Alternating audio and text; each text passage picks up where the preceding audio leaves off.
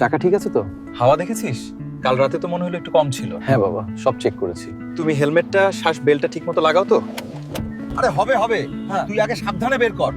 ক্লাসটা অত জোরে ছাড়িস না, তেলের দাম জানিস? লিটারে 100 টাকা পার হয়ে গেছে। ওরে ওরে, এত স্পিড কেন? সামনে ওই রিকশাটা দেখছিস না? ব্রেক ধর। বাবা আমি মাত্র 40-এ চালাচ্ছি, আর রিক্সাটা অনেক দূরে। দূরে মানে? চোখের পলকে সামনে চলে আসবে। তুই তো এখনকার ছেলে, তোদের তো আবার ধৈর্য কম। আমাদের সময় আমরা সাইকেল নিয়ে মাইলের পর মাইল যেতাম, কোনোদিন আঁচড় লাগেনি। ওই দেখ, ওই গাড়িটা কত সুন্দর লাল আলো দিচ্ছে। ওটা কি কোম্পানি? ওটা বিএমডব্লিউ। অনেক দাম। ধুর, দাম দিয়ে কি হবে? আমাদের এই গাড়িটাই ভালো। মাইলেজ কত দিচ্ছে এখন? ঠিক মতো সার্ভিসিং না করালে কিন্তু ইঞ্জিন শেষ হয়ে যাবে। গ্যারেজের কালুকে একবার দেখিয়ে নিস।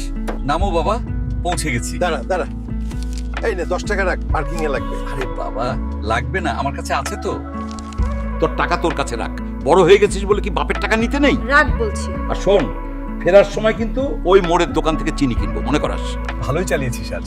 তবে কোমরটা একটু বেশি কেটে ফেলেছিলি। কাল সকালে একবার মোবাইলটা চেক করিস। আচ্ছা বাবা, করব।